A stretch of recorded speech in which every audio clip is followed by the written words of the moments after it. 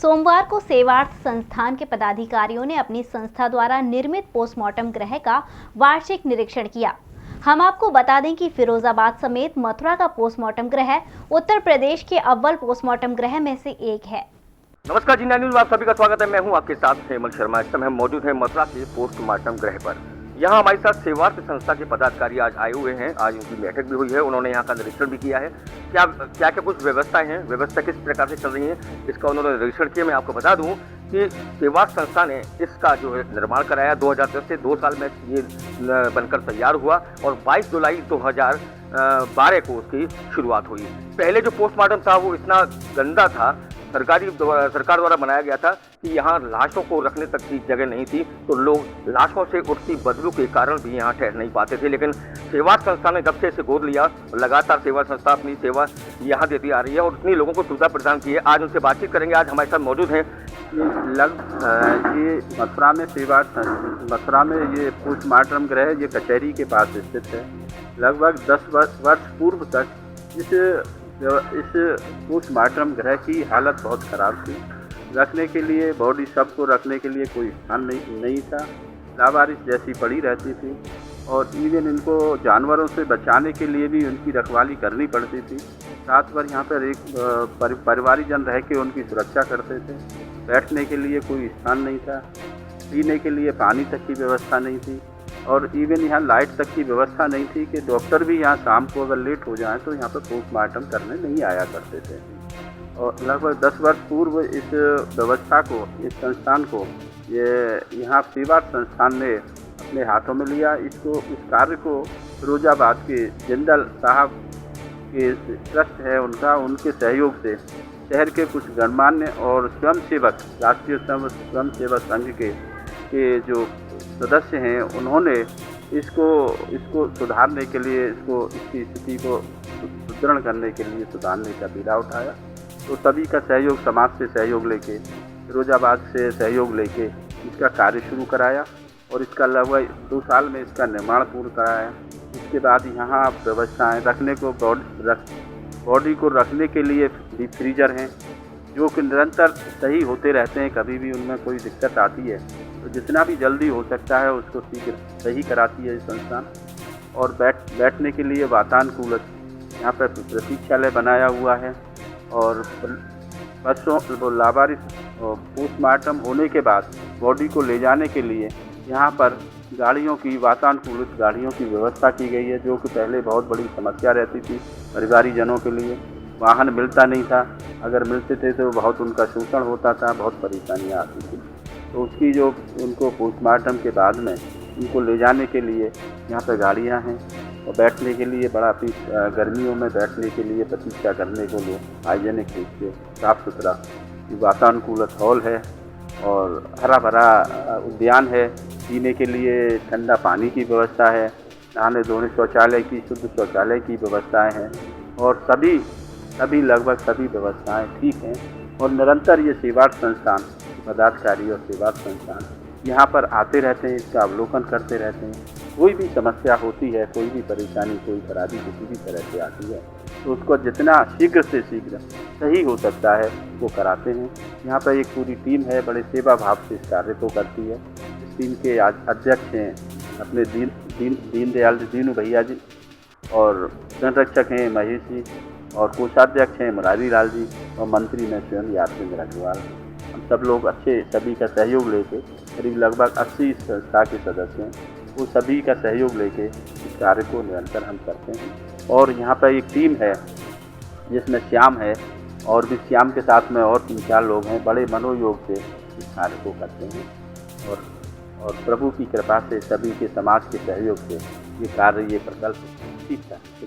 बिल्कुल दोस्तों, बताना चाहूँगा कि पोस्टमार्टम एक ऐसी जगह है जहाँ कोई भी खुशी से नहीं आता, सब दुखी होकर आते हैं। कोई नहीं चाहता कि उन्हें पोस्टमार्टम का मुंह देखना पड़े, लेकिन पोस्टमार्टम को सेवार्थ संस्था ने इतना खूबसूरत रूप दिया है, इतना अच्छा वातावरण दिया है कि यहाँ आने वाला व्यक्ति अपने आप को, दुखी तो आता ही है लेकिन बहुत अपने आप को हल्का महसूस करता है। क्योंकि एक विचार होता है, एक संस्था होती है, विचार एक हुए आप सेवार्थ संस्था के और आपने इस तरीके से इसको परिलक्षित किया। क्या कुछ कहेंगे इस बारे में? जैसा कि मंत्री जी ने बताया, यहाँ की स्थिति बड़ी ख़राब थी सड़क पर चलने वाला कोई भी व्यक्ति बिना नाक पर रुमाल रखे नहीं निकल सकता था, और सामने से नहीं बल्कि अगर देखा जाए तो 500 मीटर दोनों तरफ से बदबू आने लग जाती थी। ऐसे में जो फिरोजाबाद में एक सबसे पहले इस तरह का शव जो विच्छेदन गृह बनाया गया था, उसको देखा था। उसकी देखने के बाद में उसकी कल्पना मथुरा में भी ऐसा होना चाहिए। तो समाज के कुछ बंधुओं ने मिलकर उसकी एक योजना बनाई। फिर समाज के ऐसे 80 बंधुओं को इससे जोड़ा जिनका वार्षिक सदस्यता शुल्क लिया जाता है जिनसे। तो उसमें राष्ट्रीय स्वयंसेवक संघ जो आज अखिल भारतीय ही नहीं पूरे विश्व में जाना जाता है, उसके सुप्त शक्ति के ऐसे करीबन 45 स्वयंसेवक जो नियमित शाखा नहीं जा पाते किन्हीं कारणों से, लेकिन समाज के अन्य क्षेत्रों में सेवा के काम में लगे रहते हैं। तो ऐसे स्वयंसेवक भी इस संस्थान में जुड़े हुए हैं और सक्रियता से जुड़े हुए हैं। ऐसे सभी स्वयंसेवकों के माध्यम से और समाज के ऐसे सज्जन शक्ति के माध्यम से इस संस्था को खड़ा किया गया है। और यहाँ पर अपने 8 एसी चैम्बर हैं जिसमें 8 मृत शरीरों को एक साथ रखा जा सकता है, उनको तुरंत सही तरह से चलते रहने के लिए। आज की स्थिति ये है कि अब यहाँ पर किसी परिजन को रात में रुकने की आवश्यकता नहीं पड़ती।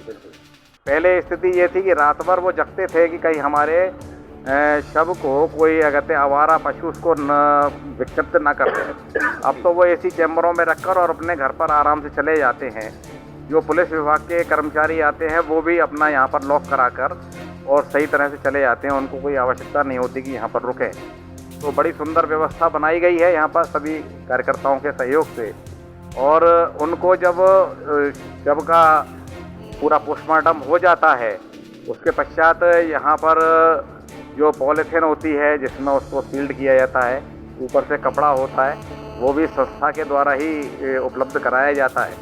अब संस्था ने यहाँ पर कुछ एम्बुलेंसों की व्यवस्था और करी है।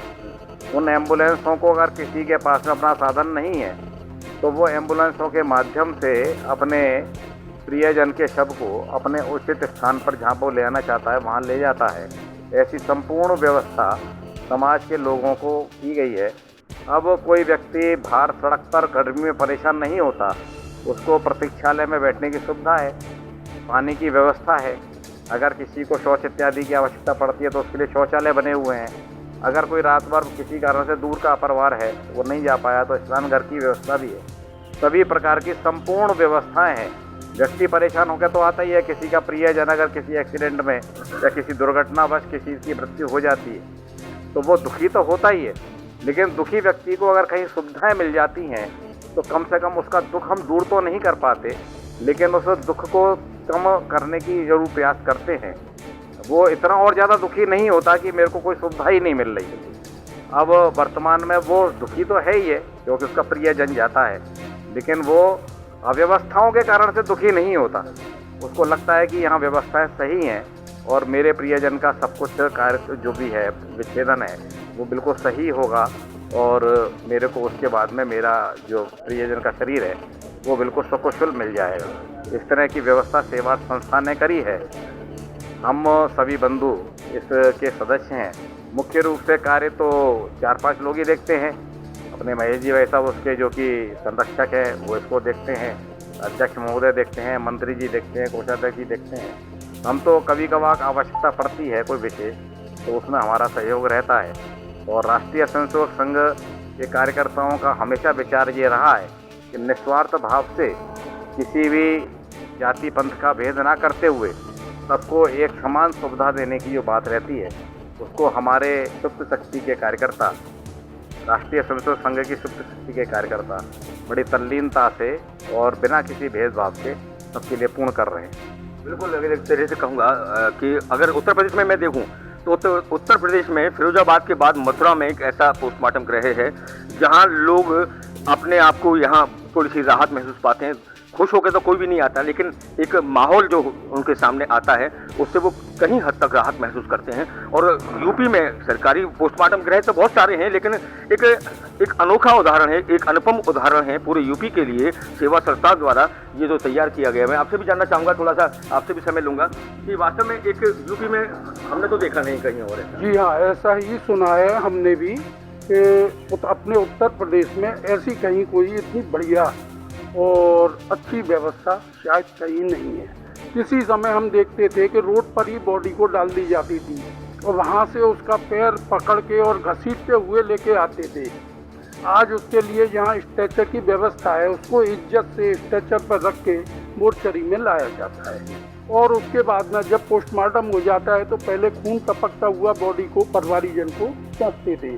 आज उसके लिए संस्था की तरफ से प्लास्टिक पर पॉलीथीन और कपड़ा दिया जाता है निःशुल्क, जो कि वो उसको उसमें बांध के ले जाए। और अगर उसके पास कोई साधन नहीं है तो उसके लिए वाहन की भी व्यवस्था है।